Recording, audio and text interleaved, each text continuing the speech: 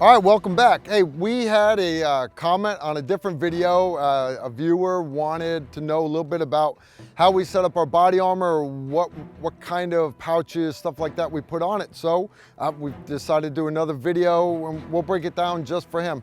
Again, try to keep what you have on your body, on your kit, on your weapon to the bare minimum. Don't weigh yourself down with cool guy stuff if you really don't need it. If you don't need a lot of stuff, don't put a lot of stuff on there. You'll find some units carry a lot of extra gear because they have different assigned jobs and tasks.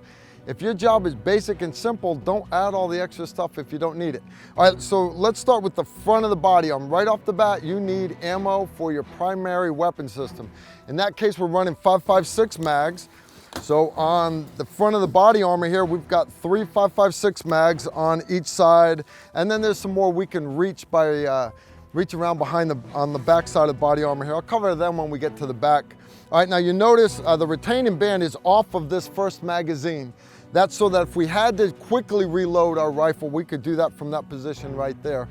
But other than that, all the other magazines all have some form of retaining device on them. And the reason for that, if you were to trip and fall off that ramp of that helicopter, or just basically fall down, fall upside down, going through a window, whatever it may be, you don't want all your magazines to fall out of your kit.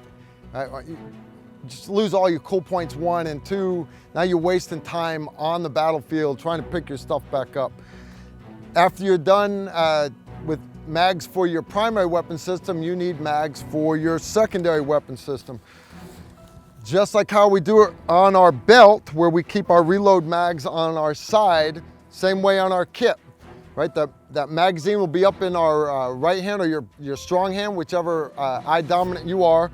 My magazines for my pistol are set up, again, on my other side so that my support hand can quickly perform that speed reload on that pistol. Now, likewise, same with the rifle. My first pistol mag is set up for a speed reload. It does not have a retaining band over the top. The hundredths of a second that I can save may make a difference between life and death inside a room. If my long gun goes down inside a room, I'm already having a bad day. My reload on my pistol has got to be as fast as possible. All right, once I've got my reloads for all my weapon systems out of the way, after that we're looking at medical gear. You need to have a tourniquet where you can reach it with either hand. Okay, so don't just think, well, I'm gonna have it on my left side. Put your hand on your wallet. All right, now put your hand on your other hand on your wallet. You can't get to it with that other hand, can you? Right? Likewise, that tourniquet needs to be somewhere where you get it. So for me, I keep that tourniquet on my belt where I can get to it, and I keep another one right on the front of my body armor right here. Now, other than that, I will have medical gear either in my deltoid pouches, or you see on my belt, I've got a med pouch right center on the back. That's where I keep medical gear for me to do self-aid with. Now, buddy aid, I don't need to be able to do buddy aid on myself, so that pouch is actually on the back. I'll cover that when we get back there too. Other than that, I've got a push to talk button for my radio. My Pelter headset's wired in with my comm system. I plug that in there, push the talk button. Other than that, a couple other pouches to hold. I've got a few flashbangs up front and a pouch here to hold a firing system for a explosive door charge. Other than that, you do not need a whole lot of other stuff on here. All right, we'll talk about the back of it. I already mentioned that I keep a buddy aid medical kit on the back. Now, I can't reach that, right? That's not for me to treat somebody else. That's for somebody else to treat me. When that other assaulter comes up to me, he'll take this kit off and he'll use the medical gear in here to patch me up.